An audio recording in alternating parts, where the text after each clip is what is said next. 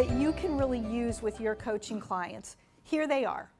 Prime for trust, ask questions for which you have no answers, listen to connect, and be agile in your conversations. And the fifth one is double click. Being agile in our conversations. So what this means is, we may be listening to a client and they may be stuck. Have you ever worked with a client and they've told you the same thing over and over and over again? Many of you have had that experience, right? So the idea of refocusing.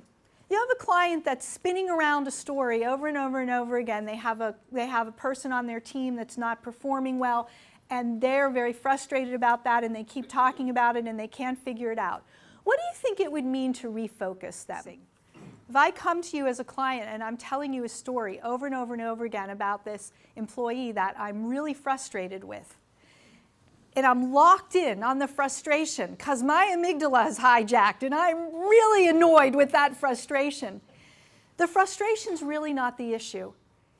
The purpose is the issue.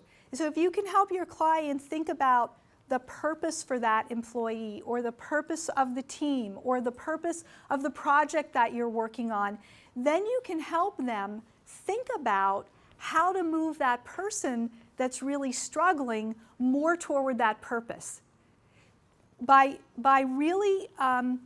refocusing from a bigger perspective, you expand the conversation with them. You get them away from that frustration to a bigger space. So that's an example of what refocusing means. It's hearing what your client is saying and thinking bigger for them.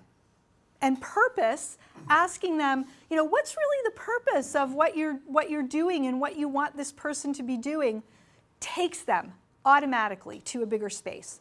So purpose is a great refocusing question. What do you think reframing means that's different from refocusing? Another way to do that is actually give them a different way to look at it. So if you know something about your clients, like they have young children, for example, this is one I often use, but you could use anything. You could say, if you had to explain this situation or talk to your kids about this, how would you do it? Literally take them out of the space that they're in and have them think about it, as you were suggesting, Bob, from a completely different vantage point, and they will, 10 times out of 10, they will have an aha moment, right? I've even done it where I've asked somebody to look around their office and see something that they really enjoy in their office, like a picture on the wall, a poster. Sometimes people will notice a gift that somebody gave them, and they'll think about that person. And you can say, if you were talking to that person, who's a colleague of yours, what would they tell you to think about, or how would they approach it? And all of a sudden, it kind of opens up the perspective. So that's reframing. And what would redirect be? Redirecting is moving them to a completely different space, talking about something else, and you might even say, is there something that we could learn from that we can apply to that problem? Double click means to open. You're using a computer mouse, you're familiar, you double click with the mouse and you open something up. You open up a document, you open up an application. This whole meeting today, I've been double clicking with you. Every single time I've asked you, what does something mean, or how would you approach that, I was double clicking.